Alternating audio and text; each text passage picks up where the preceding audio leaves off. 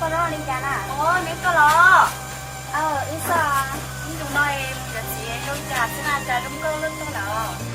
Ít sao mà. Nó có chắc cũ là. Em mới tưởng nó đi chả nè. Thì bắt chị phá sao? Bắt cũ yếu mà.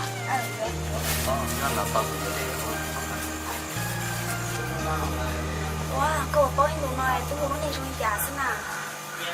Bảo cơ mà, tôi vừa lúc đi năng chế tôi chỉ nghĩ trong kia liao. Nghĩa thì tôi vẫn nhớ chế nên đua đón sợ vẫn nhớ sữa, trong họ có chỉ yếu nữa.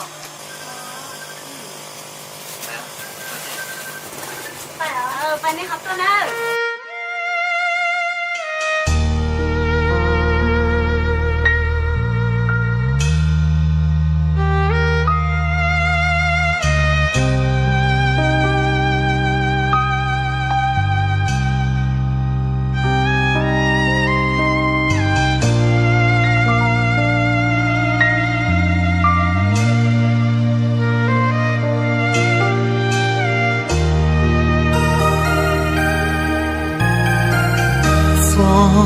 nó cụ mong là hòn cao mong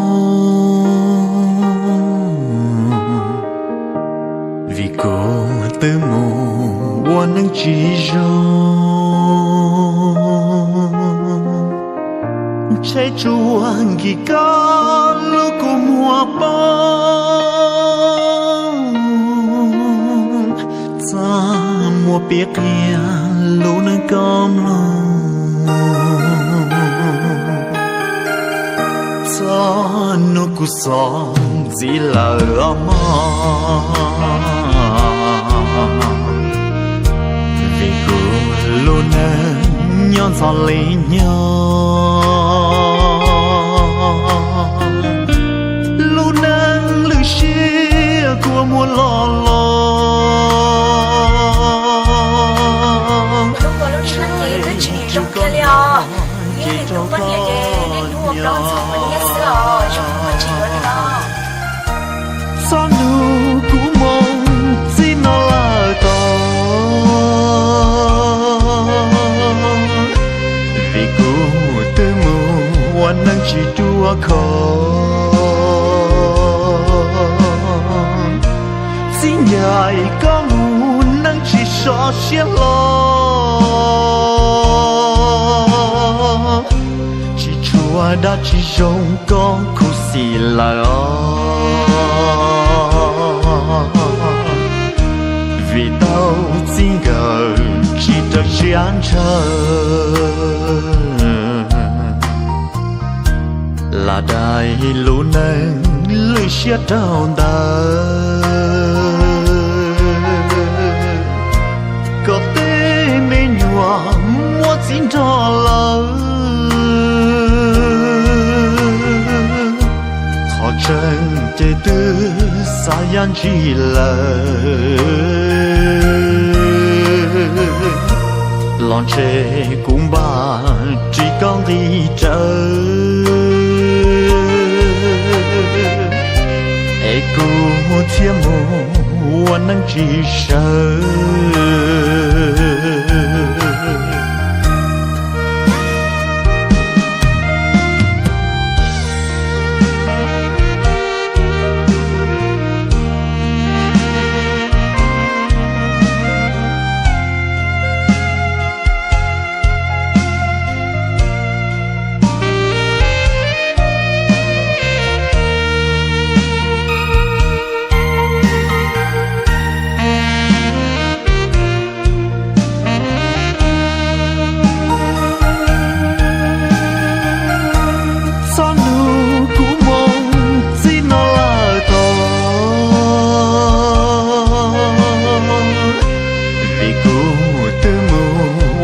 chỉ đua khó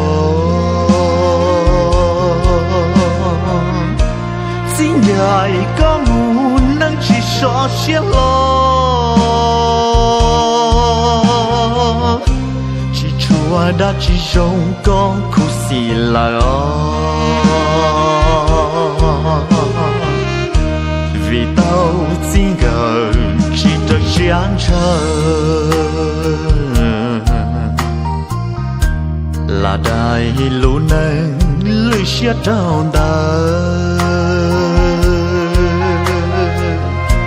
có tê mê nhòa mua xin cho lỡ khó chân chê tư xa yan chỉ lỡ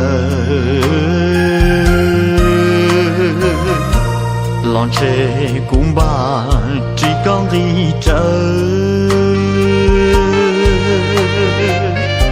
e cô thiêm mồ nắng chỉ sợ